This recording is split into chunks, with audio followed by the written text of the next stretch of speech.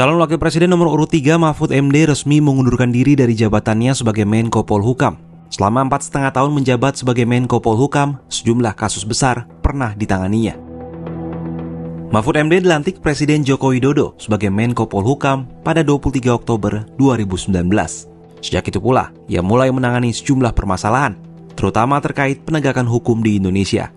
Salah satunya kasus pembunuhan Brigadir Yosua Huta Barat alias Brigadir J oleh bekas Kadif Propam Polri Ferdi Sambo pada Juli 2022. Saat itu Mahfud ikut turun tangan menangani kasus yang awalnya berupaya dimanipulasi oleh Sambo.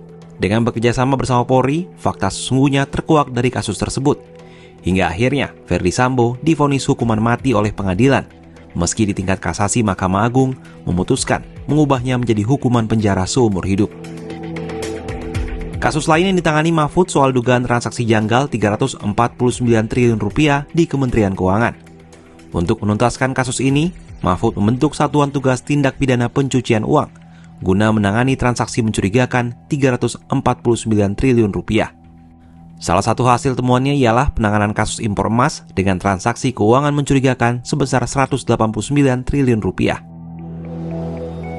Mahfud juga mengemban tugas sebagai Ketua Satgas Bantuan Likuiditas Bank Indonesia atau BLBI yang menangani pemulihan hak tagih negara di kasus BLBI.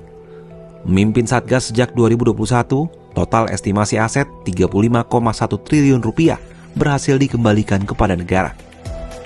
Selain itu, kasus-kasus korupsi lain yang pernah ditangani oleh Mahfud ialah kasus penipuan Koperasi Indosuria yang mencapai 106 triliun rupiah, korupsi Asabri 22,78 triliun rupiah, korupsi Bakti Kominfo 8 triliun rupiah, hingga kasus korupsi bekas Gubernur Papua Lukas NMB.